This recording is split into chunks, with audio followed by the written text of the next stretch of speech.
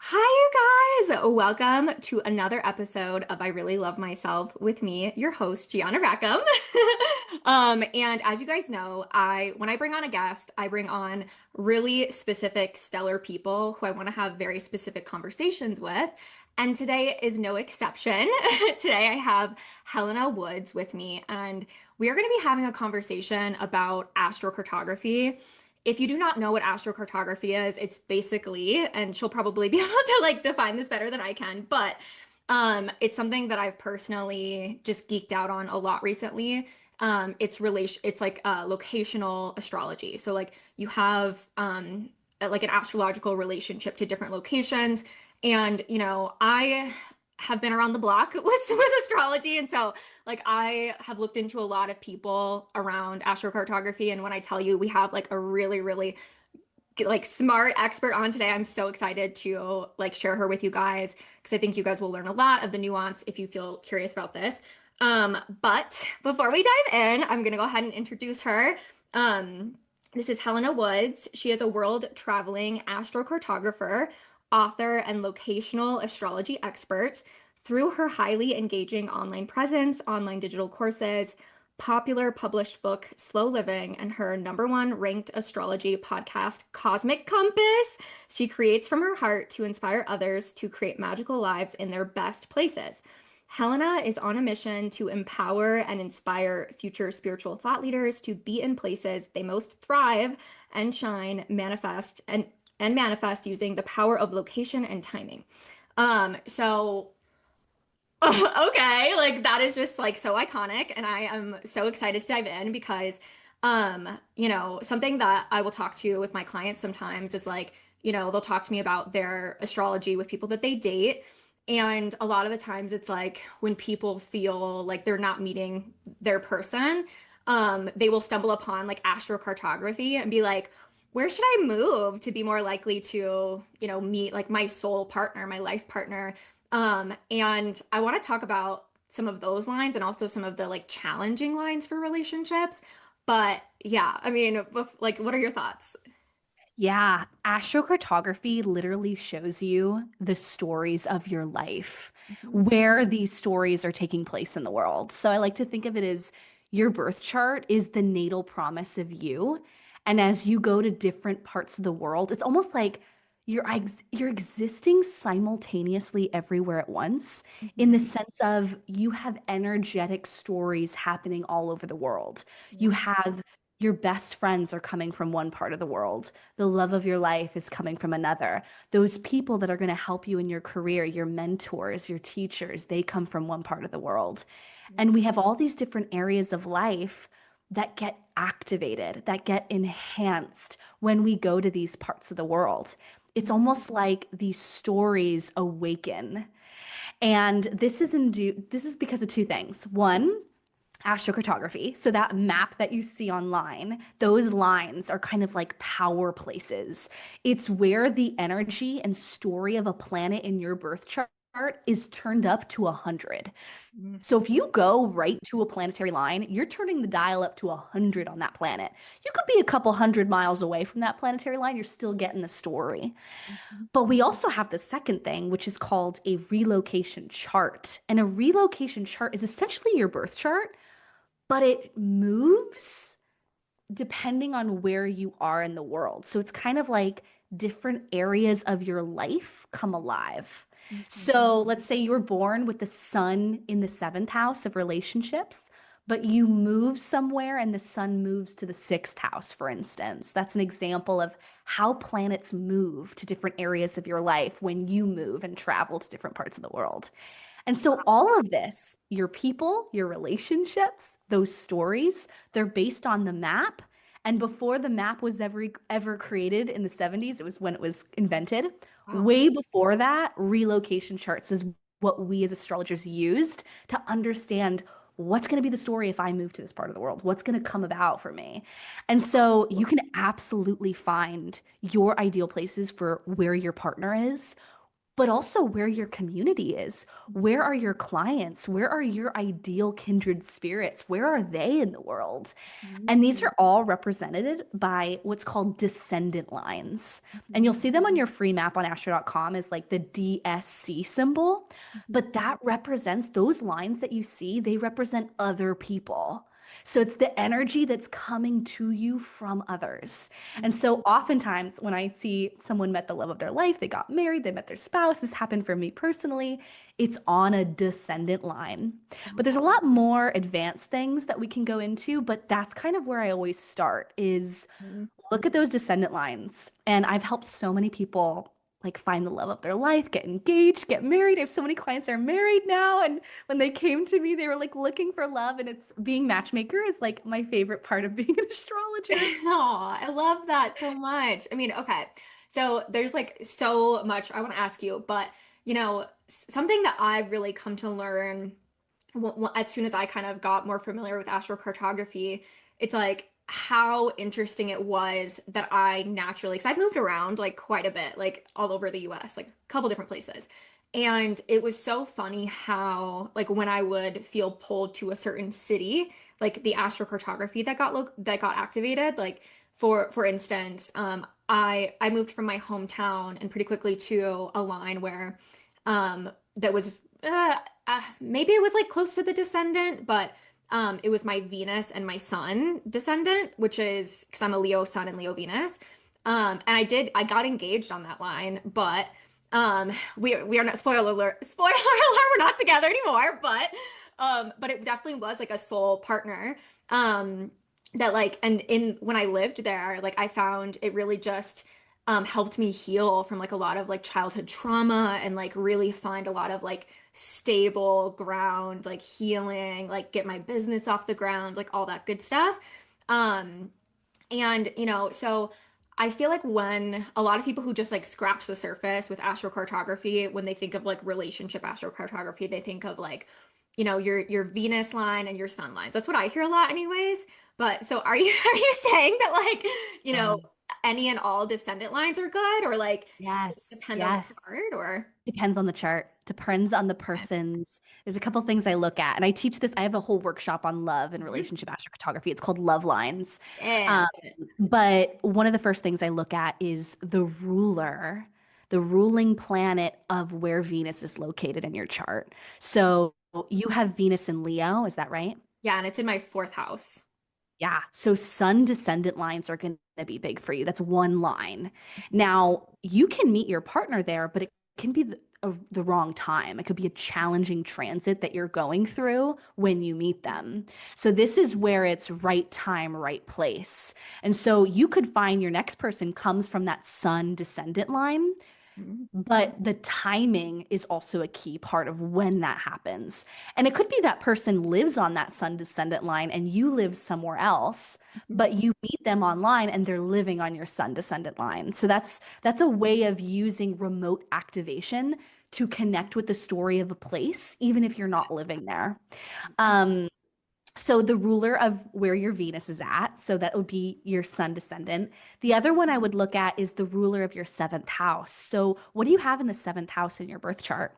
Sagittarius. So Jupiter descendant lines. So the Okay. GSC line. Yeah. Ooh, I need to look. Yeah. Oh yeah, I met my husband on a Mercury descendant line because the ruler of my love planet Venus is in Gemini, and Gemini is ruled by Mercury, and so I met him on my Mercury line. I know all my clients, Neptune descendant lines, Moon descendant lines, Mm. so many. It doesn't have to be a Venus line, and that's one of the biggest things I see online, and actually why I started my business. I was watching astrocartography content for years on the internet before I started my business in 2021. And Mhm. I was getting so frustrated by all the content I would see of like, you want to find love? Go to your Venus line. It's like there's so much more to it. You got to look at your chart. I mean, see that's exactly why I wanted to have you on because I was geeking out on, so I just moved from where I used to live, which is Chicago. And I learned after I lived there, because I was like, what the heck? And I was like thinking about like moving somewhere else. And so I was like looking at my my astrocartography, and my Pluto descendant is like right near there. And it was intense. Like it was intense. Like, and I heard you in one of your YouTube videos say how like you've heard of people who like live on or near that line, have experiencing like things like stalking or like, Yes. and I had two just like really weird situations unfold there. Like, trigger warning, but like, and we're all good over here, but like, a taxi driver like trying to trap me in his taxi, like that happened there. Like some mental health situation with a man in my family that like thought he was in love with me. Like, and that was all while I was there. And I was like, oh my God. Like, so when I heard you say that in one of your videos, I was like, we need to like, I don't think this is my place. Yeah. Yeah. There are certain lines where the stereotype is absolutely warranted. Yeah. One of them is Pluto descendant lines. Absolutely. That is a challenging one. Mhm. Mars descendant lines are also can be very problematic in someone's life because it can Yeah. represent conflict, abuse, things like that. Mhm. Pluto descendant line, I have so many clients who've had stalkers or like mentally abusive partners, Yeah. controlling partners. And then the other one that I'm always telling people just to be more mindful of is Uranus IC lines and Mars IC lines. Those two in particular. This has more to do with your living situation and where you live, but Uranus brings a lot of chaos and disruption to the home, and Mars is conflict with roommates, people you live with, neighbors, landlords, things like that. So there are certain lines where it's like the stereotype is totally warranted, and I will still steer clear of like certain lines. Yeah.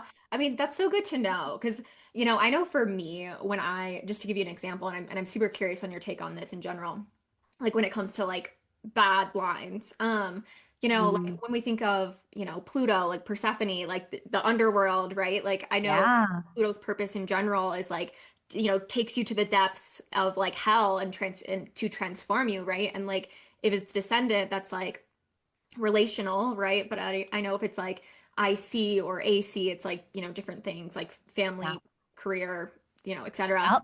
Um, so I mean, do you think that it's like because I mean, and I'm sure that this is probably there's a nuanced answer to this, but do you think that it's like it can be ultimately like spiritually positive for people to have certain Mm. experiences on those lines, like for transformation, or do you think that Yeah. it's like get out of there? No, here's my philosophical belief. I believe that we're gonna go where we're meant to go, and we can't get this life wrong. We can't get our timing wrong. We can't, like, there's no point in regret because everything that's meant for us will happen at specific times in our lives. And so when we feel called to go somewhere, there's a reason for it. We're meant to get some sort of lesson or experience or growth. And so if we feel pulled to go to like a Pluto line, there's something about that Pluto experience that we need to experience to learn. Like my friend, she was just on my podcast this last week, and we were talking about her experiences being living on a Pluto line. She lives on a Pluto line right now. And it's been so positive for her, the transformation. It's a Pluto ascendant line, and she's gone through a massive identity shift. She's completely like almost like a destruction of the self and a rebuilding of the new self, this new identity in terms of physical body appearance, style, how she presents herself to the world, her relationship with her body, like everything has gone through a shift. And it's like, even if we don't live on that line forever, there's something that Pluto can give us. And Pluto represents truth and regeneration and personal power. And some of the most successful people that I've ever met that I've had client readings with, they live on Pluto MC lines. They or Pluto ascendant lines. These lines, they represent powerful influence, right? Impact, charisma, magnetism. So Pluto lines, yeah, they can be intense and a bit dramatic, but they're places where change is taking place for a reason. And if you're meant to go to a Pluto line, you're supposed to get that change. Yeah. I love that so much. And like, I get these two mixed up, but I have heard a lot that it's like the Pluto, it's either the IC or AC line tends to be like really healing for people. The Um, IC. I see. Okay. I think it's a past lifeline. I'm like convinced it's a past lifeline. I've had so many clients who tell me, I've always felt like I lived in this part of the world. Can you see what's over there in the world for me? And it's always a Pluto icy line, like hands down. It's striking. hmm It's so funny because like I feel like on my Pluto descendant line, I had like past life relationships come up. That's something that I feel, Yeah. Oh yeah. so I love that. But also, okay. So like, obviously, so for people who know anything about astrology, like Pluto, like Scorpio is ruled by Pluto, right? Yeah. So like Or if Mars. In traditional astrology, Mars. okay, my bad. But like if people who have like a lot of like Plutonian stuff going on in their chart, like do they do better with Pluto lines or is it like would it depend? It depends on the birth chart because so here's what I look to. I Mhm. look to the planetary condition. Like in essence, what is the health of that planet in the chart? Is Yeah. the planet strong and healthy and supported, or is it kind of at a disadvantage for the person? And I look to a couple of things like aspects. What are the aspects being made to that planet in the chart? I look to reception, I look to the ruler. There's a lot of things in traditional astrological techniques that we use to determine the health of a planet. But essentially, if someone has a very difficultly aspected Pluto, like let's say there's a Mars square, like Mars is squaring Pluto, or there's a Saturn Pluto conjunction or something, I'm more cautious of that person going to a Pluto line because of the relationships that Pluto is making with other planets in the birth chart. So, for instance, I'll give you an example. Most people will say, go to a sun line. Well, it depends on the person's chart. I, for instance, have my sun exactly by degree opposite Pluto. Oppositions are duels, they're challenges, they're fights and conflict, and trying to mitigate, balance or trying to find balance. Every time I go to a sun line, I'm experiencing Pluto themes in that location.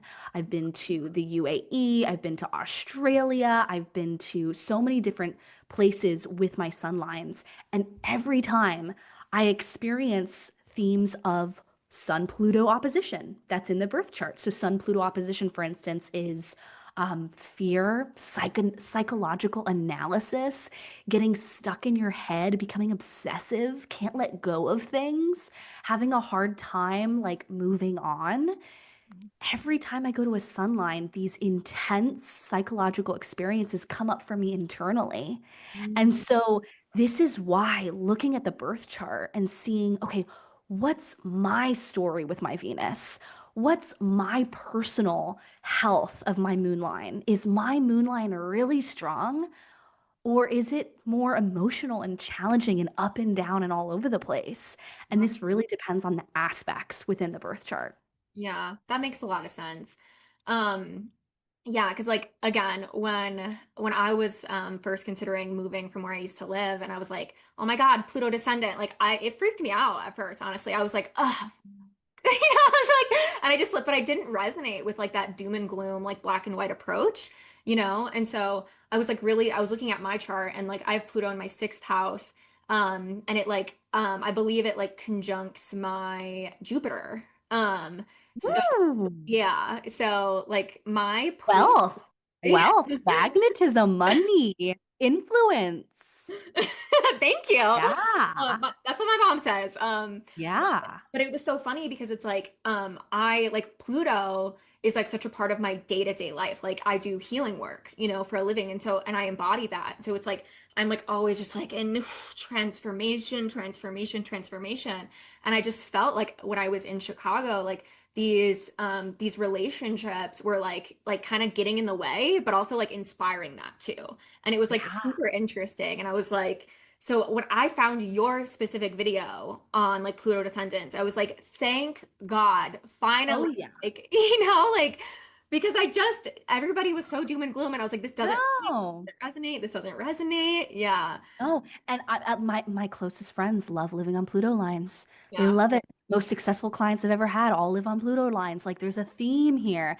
And also like I live on my Saturn line. You go on the internet, you look up life on a Saturn line and people will say depression, melancholia, limitations, restriction, lack.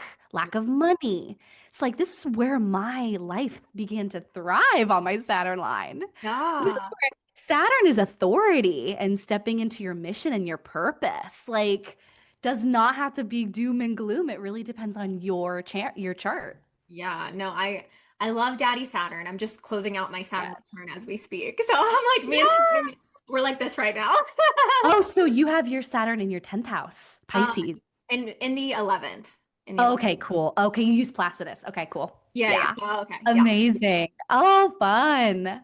But yeah, so I love that and like I really really resonate with that. So I just like in general like just selfishly thank you for the good content. Like Yeah. and being able to just like break these things down in a way because it's like, especially like I think something that people can do with astrology, whether it's astrocartography or anything, it's like, I think people are like craving answers. They're craving control. You know what I mean? And it's like when you have anxiety and you feel like something's not working, or like your relationships aren't working, or like your career isn't working, or you're having all these challenges, it's almost like we want to give our power away to something outside of ourselves and be like, okay, like this is just this place. Like I need to get out of here. I need to go to this place instead, and everything will be good.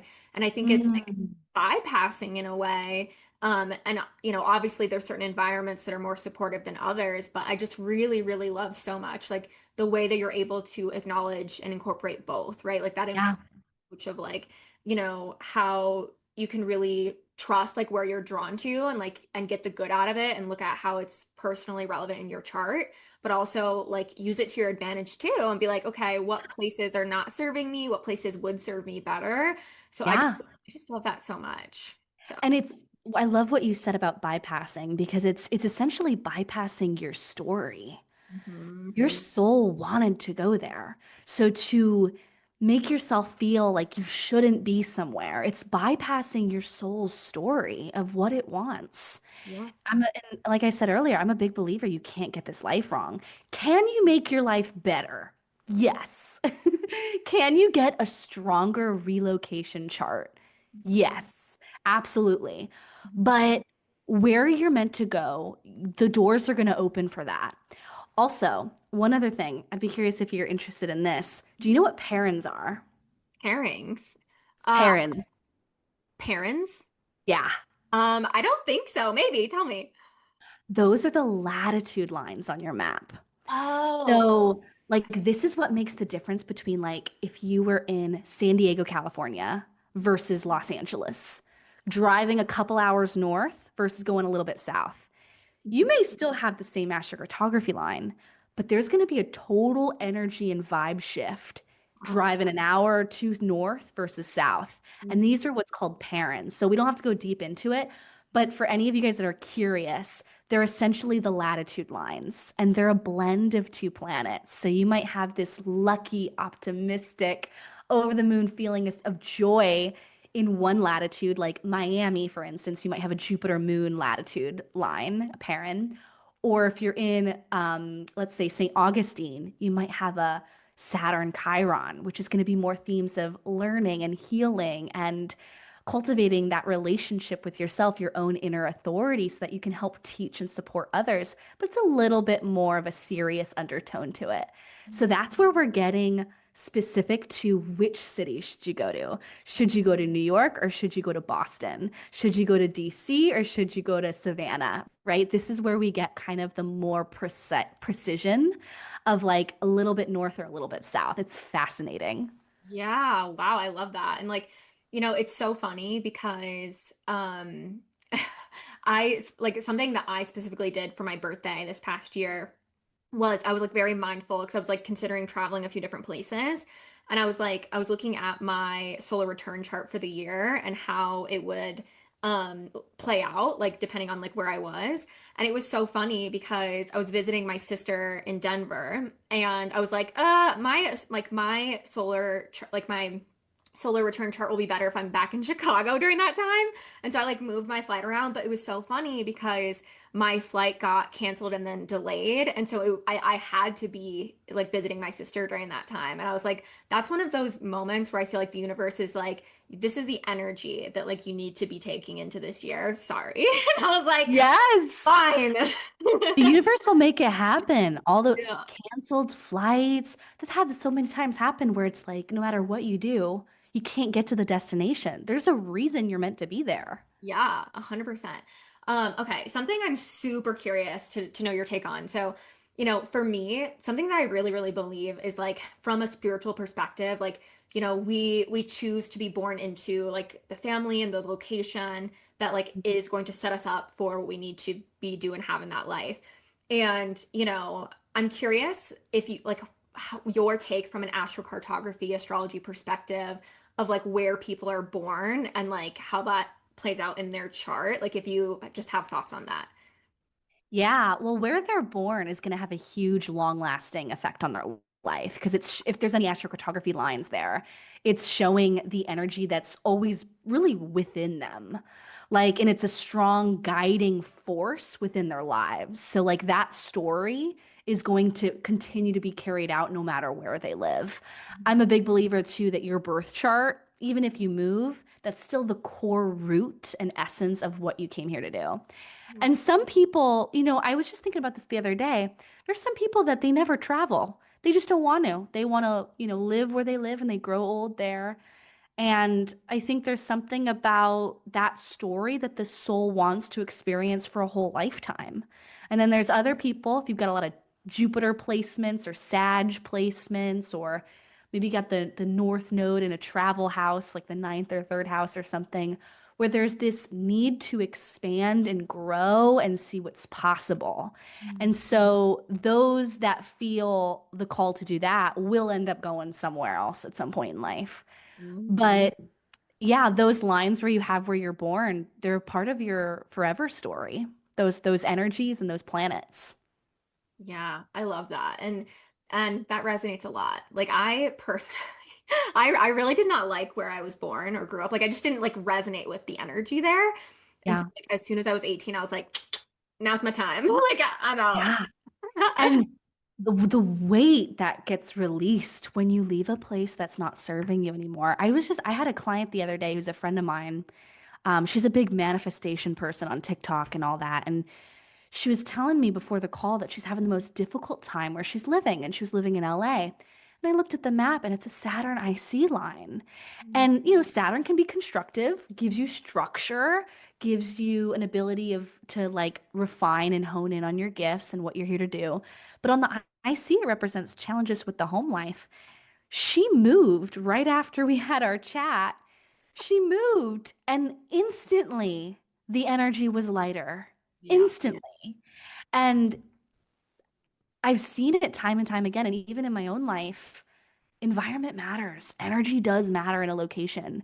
That whole idea of wherever you go, there you are, I don't believe it. I believe that, yes, you are your chart and you will always contain that story within you no matter where you go. But when you move to even not going on an astrocartography line, just going to an area where there's spaciousness and there's like no lines, there's a vibe shift. There's an energy shift. You feel different when you put yourself in new environments, even from a non-astrological perspective of like changing your commute, changing your routines, going to a different coffee shop that has different vibes, changing your work environment. Like that really impacts your energy and then your actions that you're going to take and then the results that you get in your life. So I believe that where you live matters and you can enhance and support your life in so many ways. And it all has energy, these places in the world.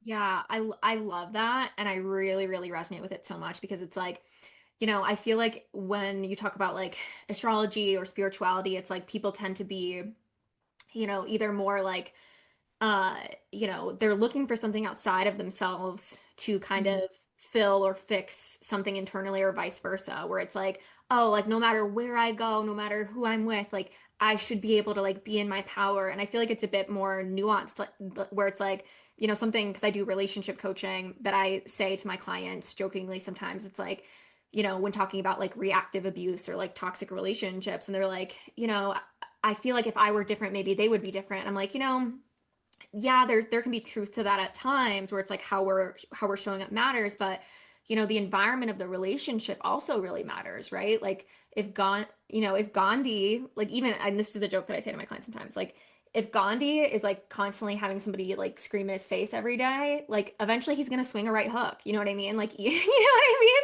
Like so it's like sometimes it's like we can just be so like we put too much on ourselves, and like acknowledging environment and like knowing our limits and like knowing our lines and like what's not good for us, and like taking ourselves out of those environments and putting ourselves in new ones or different relationships, like it does matter. So I love that. Oh, I love that you say that because it's so true. When you're in a relationship, it's not just how much you give and what you do. It takes two to tango. Like it's both partners. Like it's the same, with place and all of that. And I love that you said nuance. That's such a Gemini thing to say. You got your Gemini moon, Gemini rising. I have my Mercury in Gemini, so I think like a Gemini. It's that duality, it's nuance, it's this and it's not extreme. And I think absolutely astrology in the spiritual spaces, they can get kind of in one side. But I'm a big believer in there's room for both and there's balance for both. And my whole philosophy is you have a fate in your chart, but you can accelerate it too. You can also enhance it too. So Mhm. you have divine timing, but you can also, with your own free will and your own abilities, make it even better when the time comes, if that makes sense. Yeah, no, I love that. I completely resonate with that. Just as I'm sure it's like we can slow ourselves down too, right? Yeah, exactly. Yeah. Yeah. Like You like, yeah, you go. I was just gonna say, like, like if you're like in a relationship or you're like living somewhere or whatever it is, or like you're working some job and it's like you feel like now is the time to go or like quit or like have a breakup or like whatever it is and going all in the business or just have your single girl era or whatever, and like you delay that, like yes, like give yourself grace, human stuff or whatever, but it's like sometimes it's like we really do just kind of slow ourselves down a little bit and we already kind of know what we need to do. Yeah, And it's like yeah, you just kind of gotta like in the name of alignment, yeah, like do the hard thing absolutely. now for a long time. Yes. Exactly. When you've got a good transit, like make use and catch that wave for Yeah. future growth. Or even like vice versa. Flip side of that is like, let's say there's a hard transit, like coming up very soon, we're going to have a Mars Mercury conjunction. That is prime time for arguments and fights. I absolutely will be paying attention to that and maybe just breathing more before responding to people's comments, Mhm. Like, there's also seasons of rest and seasons of slowing down. Mhm. You've got a 12th house transit, sun's going through your 12th. You might want to rest and be more behind the scenes and more mysterious than usual. And like flowing with your cycles. And when you know astrology and you understand timing with astrology, you're just working with it. And it's really magical. Because Yeah. how you're feeling is indicated by the planets. It's just a reflection of what is happening. Yeah. No, I love it. I love it so much. Like the transits, whenever I look at transits, like I'm like, okay, this makes so much sense. Because it just like helps you not feel crazy or like lost, and it gives you something to really connect to that helps you just see yourself a little bit deeper. And that's one of the things that I love about astrology. Um, Yeah. So I wanted to ask you about, because I see you post about like the astrocartography of like the US. And me just coming out of Chicago, I'm sure you've seen like the crazy stuff Yeah. news. Yeah. Yeah. So I'm definitely curious, like of your general take of like things going on in the US, like the locationally, if there's anything that you can share around, because I know like I believe you look at like the US birth chart to look at that, Yes. right? Yes. And then you kind of see like the transits, and then yeah. I mean, do you have any like general thoughts that you want to share? Yeah, and I don't want to get all doom and gloom because I think sometimes it comes across as fear-mongering, even though from my perspective, I'm just doing what the ancient astrologers from first century BC were doing, which is predicting and informing the public and the people of what's to come. But yeah, we're entering crazy times. Um, This year was the beginning of a 8-year cycle with the Uranus return for the US. Every time the US is in this cycle, it coincides with war. The one that's most relevant to this period, though, aside from World War II and American Revolution, was the Civil War. We have very, very similar transits and progressions with the US birth chart as what was happening then. And with the Saturn Neptune conjunction, which is essentially what's happening through Chicago and going down, and then it's going to go through the East Coast, that's the area that I'm most concerned about, just based on some world leaders' lines. And one of the things that you can kind of interpret if you see that a country's going through war years, which I do think the US is going to get involved in a war, whether it's globally or internally, I don't know. We'll kind of have more answers on that in February of 2026. But you can always see like what countries are getting involved based on the president's astrocartography. And so like Trump, like the guy who invented astrocartography, his name was Jim Lewis. Okay. And he talked about how every time the US was involved with war, the places where the president had their war lines usually gets affected by that war. And so for Trump, for instance, he has his war lines essentially in Ukraine, Russia, North Korea, and Washington, D.C., like the East Coast of the US. And my prediction, there's a couple predictions I have, but one of the leading ones that I'm feeling right now is that it will be some sort of a US civil war. It won't look like it did back in the 1800s, but I think there's going to be similar division and tension, and conflict. And I'm concerned just about like, especially Chicago and DC and New York, like those cities in particular. Yeah. Yeah, it's so funny because first of all, like thank you for sharing all of that because I specifically was like I need to talk like a little bit about Chicago here because of yeah, just from having lived there, but Yeah, I'd love to know what's going on from your perspective because I see the news headlines, but I'd love to hear just like, has the energy been worse since March specifically? But keep going yeah. with what Yeah, you're saying. no, I mean it totally has been. I feel like I mean I really despite my astrocartography like feel like this is how I feel about Chicago. I feel like I had a past life there. I feel like it's a Yeah. little bit of an unrequited love. I really love it. It's a little hard on me, but like I love the energy of like Chicagoans. Like true Chicago spirit is like like they call it the city of broad shoulders. Like you can't be fucked with. Like there's the Midwest, like friendly vibe, but also still big city. Like people look out for each other. But it's a major city, and so like if you're going into certain neighborhoods or you're out wandering around drunk by yourself at 2 a.m., like probably shouldn't do that, right? Like that kind of thing. But where I was living, it was a little bit more removed from all of that. But yeah, there was a lot of like protests and stuff, more in the downtown area. Some of my friends were like more active in protesting, and it's really scary there for a lot of people, especially people who are not white, right? And like one of my good friends, like she like her partner, she's very like worried for him. Like it's a very like sad, stressful situation. But I Yeah. also can't help but to admire like the Chicago spirit in it, and also like I and I'm also curious of your take on this, but it's definitely gotten a lot more politically charged, and a Mhm. bit more wild, but also there's also been more like Chicagoan camaraderie where it's like we're like we got each other's backs, like Yeah. we're gonna protect each other, we're gonna look out for each other kind of thing. Um, but it's scary, like the ice people, like they're brutal, Yeah. like they're not Yeah. following any legal thing at all, right? And like Yeah. but I mean, I just, and I've had a lot of, I get like psychic dreams sometimes, and I've had a lot of dreams about Chicago, like things starting in the winter there, um, Hmm. that have made me like, I'm like, ugh. But personally, Yeah. it's really interesting. I feel as though, I'm like uniquely like spiritually protected in a way where I'm not meant to be like in the shit show of things a lot of the times. Like Yeah.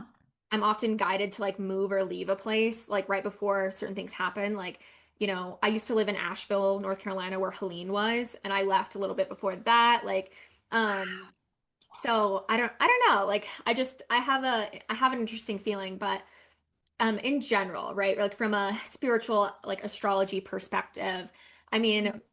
obviously like all of these transits are happening for a reason. Like, do you think that there's things that people can look forward to on the other side of some of this stuff? Yeah, I mean, I think the US is going to be so much more united when we get out of this transit. Yeah. History has shown that every time the Uranus return begins, Americans are more divided than ever, and Mhm. revolution happens. But after the Uranus return completes, people are more united after, and it's a healthier country after. So we've got to get through these years, but I absolutely am so confident that we will get to the other side and we will be more together once we get through it. Um, but yeah, it's crazy. And that everything you were talking about, ice, the immigration themes, these themes are, I think, the Saturn Neptune conjunction in Aries.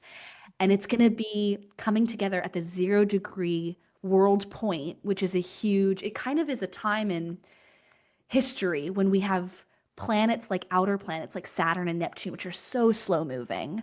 When they come together at a cardinal sign, which Aries is a cardinal sign, when they meet together at 0 degrees, that has world effects. And so February 15th, that's when it begins, and there's an eclipse for 2 weeks right after that. So really February 15th to March 3rd is when I think a lot of news things will come out.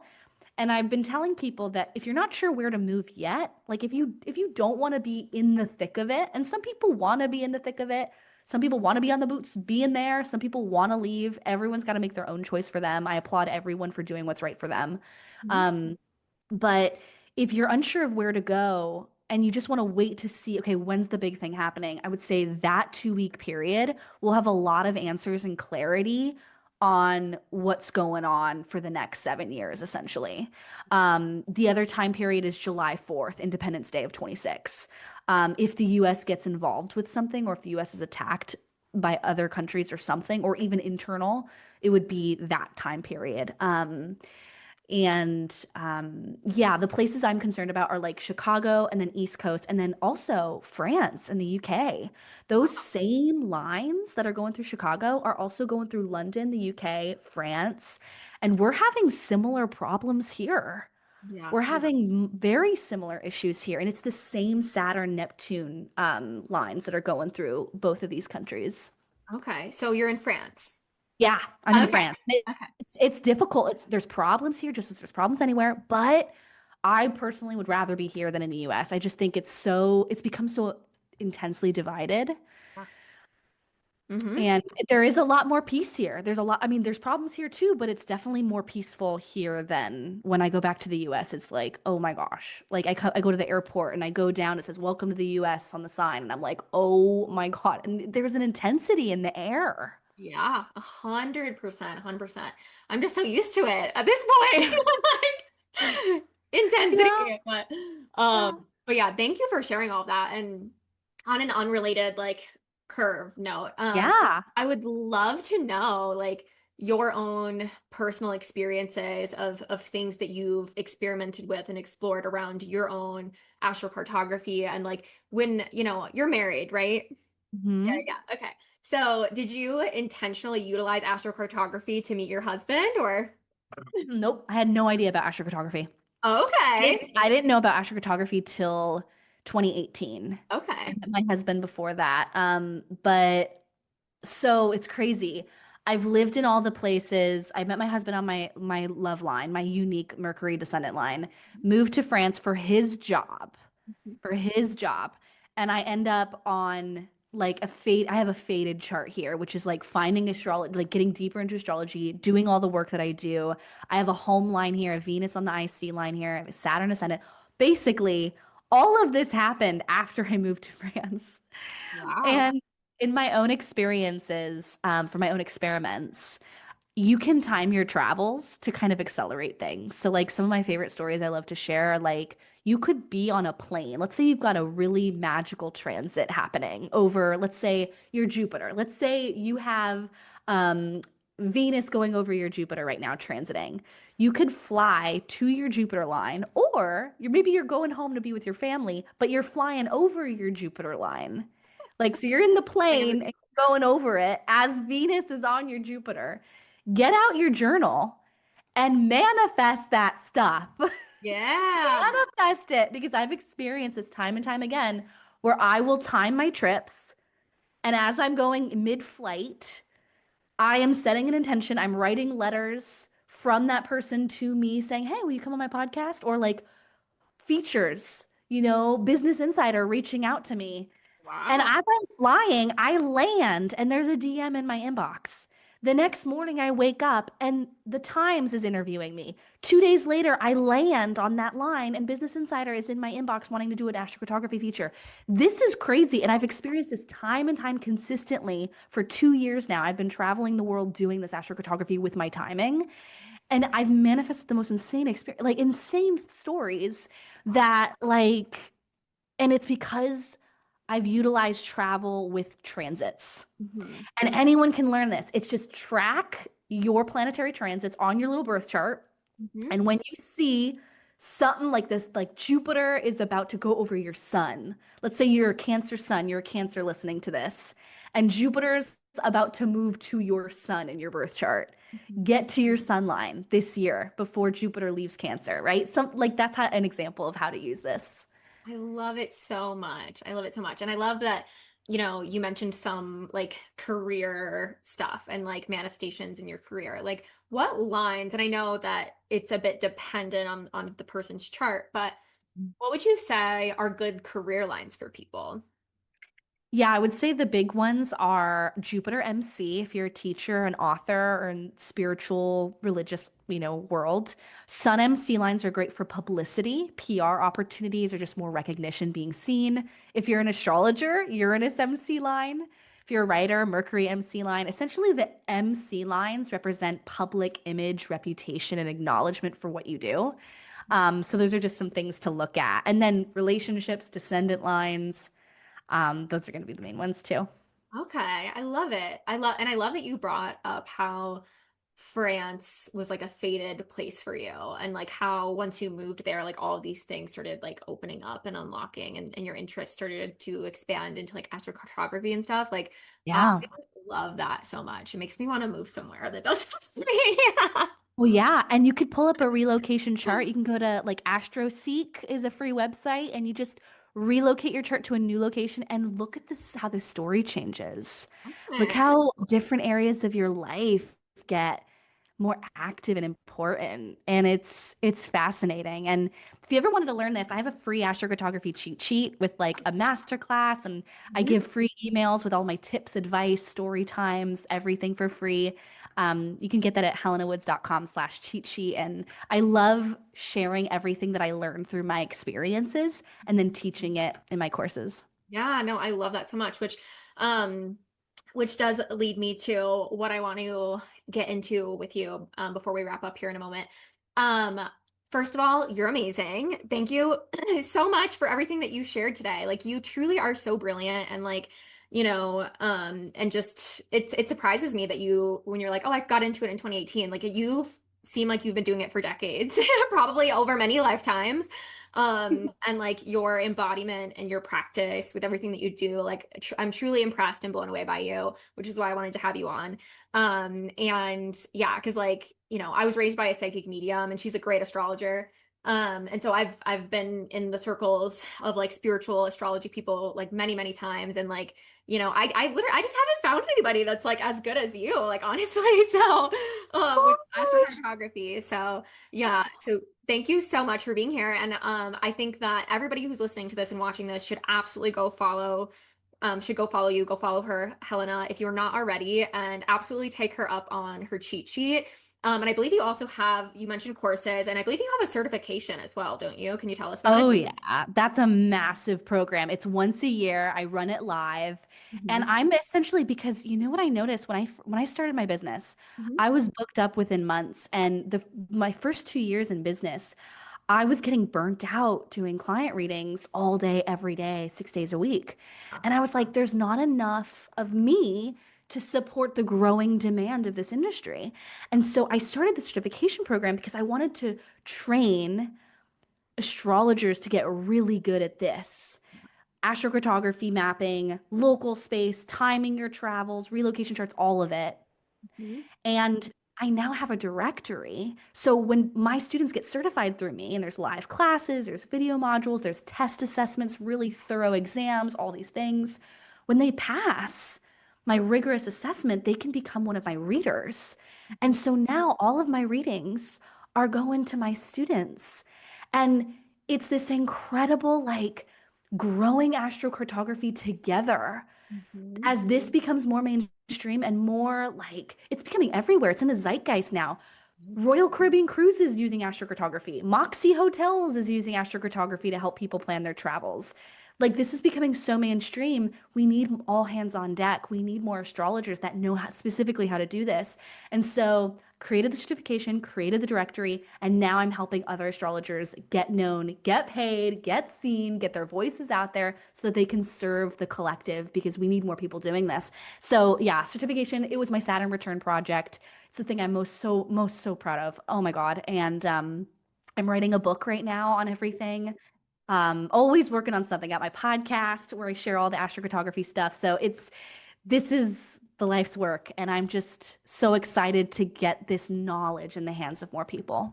Yeah, no, I love it so much. And it's so true. Like, I feel like it is becoming so much more mainstream and the demand is only growing and growing. I had this client who was a travel agent and she would like dabble in astrocartography with it as well.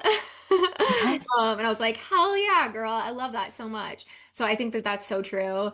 Um, and like how amazing that if you don't mind me asking, what house did you have Saturn in? That was like your Oh, I have it in the relocation chart in the first. Oh, But okay. you know what happens when I move to France is I'm ruled by Jupiter in this chart, and Jupiter moves to the ninth house in astrology. And Okay. then I have the part of fortune, which is it's a specific point in your birth chart that shows you your fate. So Mhm. it shows you where external events happen to you. And it's right on the degree of my midheaven, my career in the 10th house in Sagittarius now here in France. So Okay. it's like the story of the astrology piece with the point of fate, part of fortune on the MC in the house of Sag. It's like that whole story came alive here in France. Wow. Like I was into astrology as a kid in high school. I was reading people's charts at parties. I was doing it for fun. But I never thought ever that like you could do this as a career. Yeah. And I wasn't that like obsessed with it as I did when I moved here.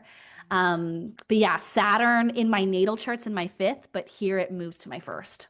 Oh, okay. Okay. I love it. That makes a lot of sense. And like as I mentioned before briefly, like I'm just finishing my Saturn return um Hmm. in I'm in Pisces. it too.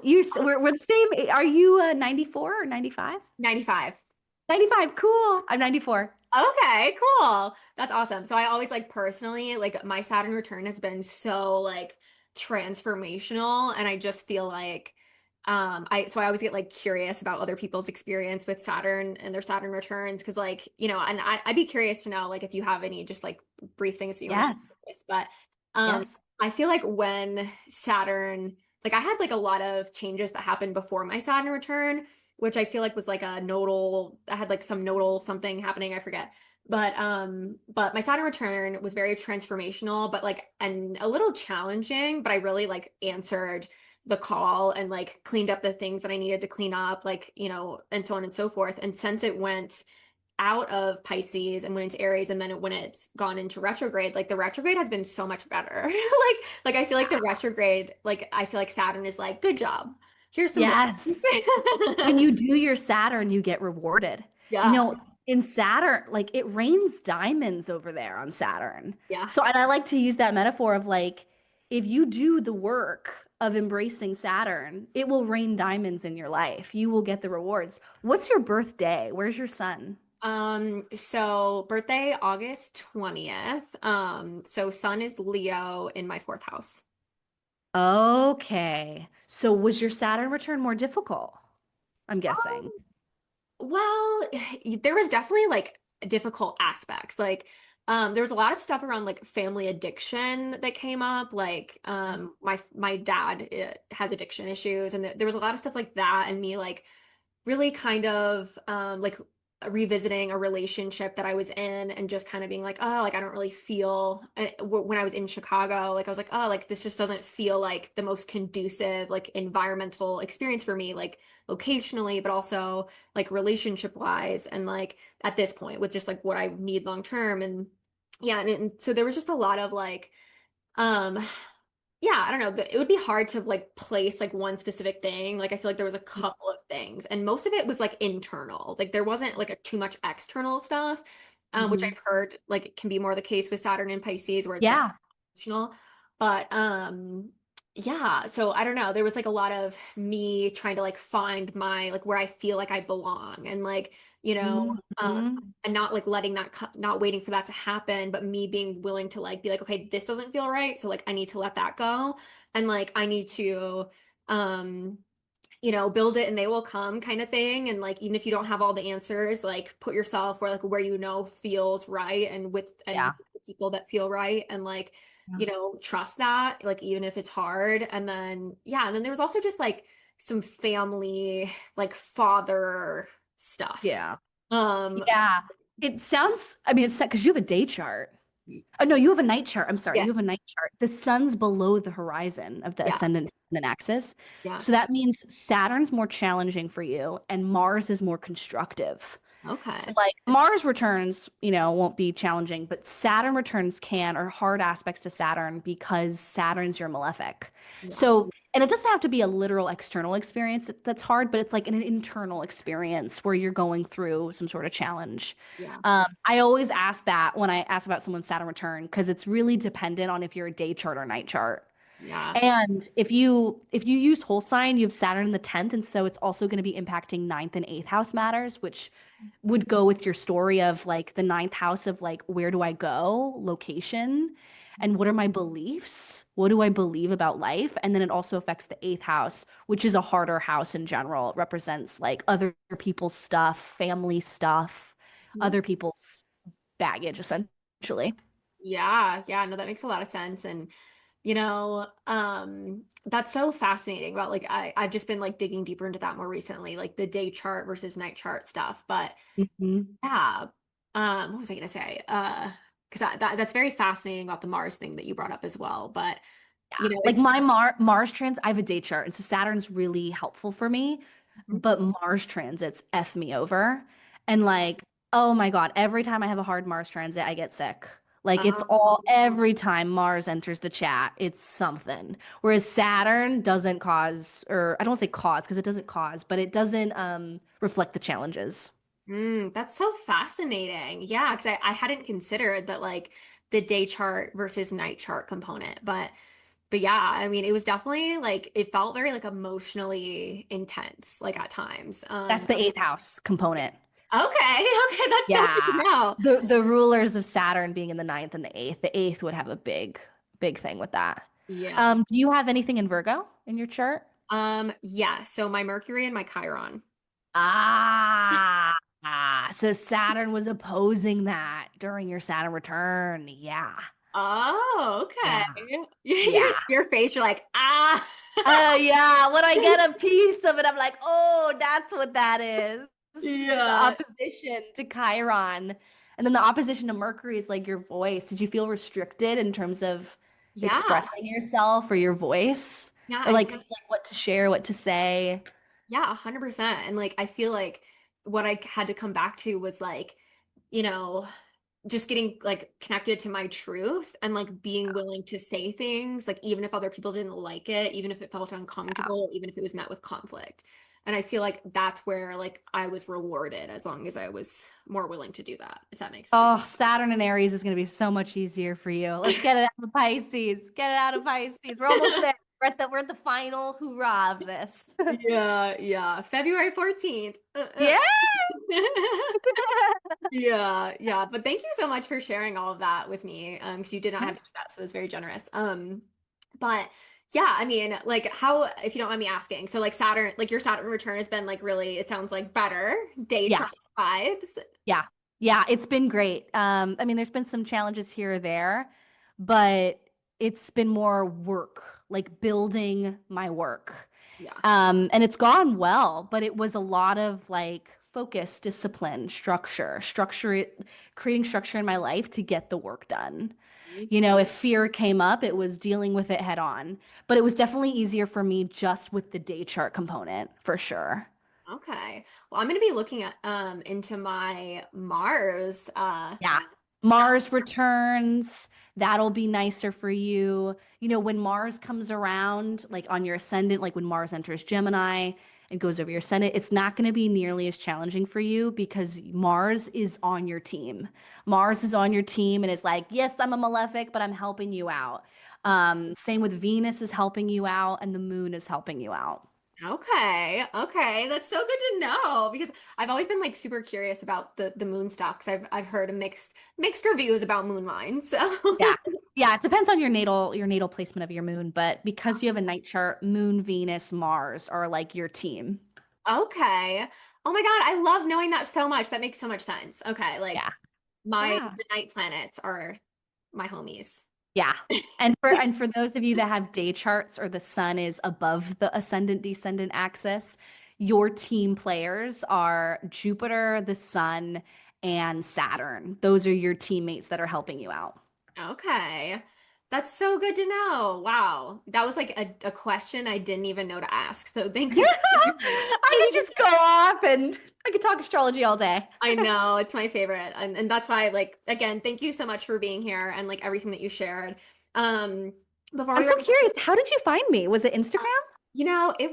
I think it was YouTube. It was like, Ah, like I literally was in Chicago and I was just like searching like Pluto descendant, Pluto descendant, and like there was just all these like bad videos and I was just like, ugh. And then I like found yours and you were like doing your thing with your cute little pink podcast mic and you were like, it was like a longer video, which I don't typically like, I have to really be pulled in to like watch a longer video. I don't know. yeah. And, like I just really like your tone was like so calming and like, and you just got so like you were very nuanced and like detailed. Yeah.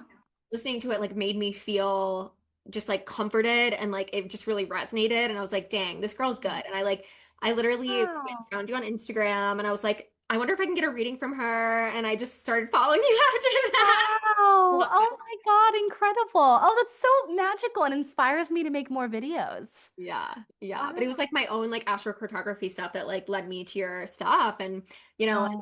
after I was paying attention to your stuff for a little bit, I was like, I want to share her with my people. Like she is so Oh. Thank you for having me on. Such an honor. You're so sweet. I want to look at her synastry because I'm like, you have a Gemini rising, a Gemini moon. I bet my Venus is on your moon. I'm pretty sure. Oh, I love it. Well, I do find that like me and Leo moon women were like, Yes. oh, I know that Yes. for sure. I know. Leo moons are so much fun. I know. I love you guys. I love Leo moon women. They're so Oh. but beautiful. Well, thank you again so much. Any final like words and like that you want to share and or like where do you want people to come find you and follow you? And I'll link to everything when the episode is uploaded. Yeah, you can find me on Instagram. I post every day at Ms. Helena Woods. And I also have my YouTube channel. If you like video content, YouTube is great. Helena Woods Astrology. And then if you like podcasts, Cosmic Compass is my podcast. I post every week there, solo episodes, interviews with other astrocartographers, astrocartography stories, astrology tips, all the things. I'm obsessed. And yeah, that's where you can find me. I love it. Everybody go follow her, go listen. Like I have done all of the internet deep diving. It doesn't get any better for Oh, astrophotography content. So I did the wow. search.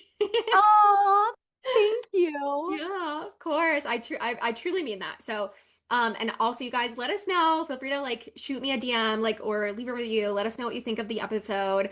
If you loved it, if you learned something. I feel like this was a little bit more of an advanced like astrology conversation, but the people that follow me, I feel like they're ready for it and they'll really appreciate it. So, yeah, Oh, thank you again. oh, yay, thanks. Of course.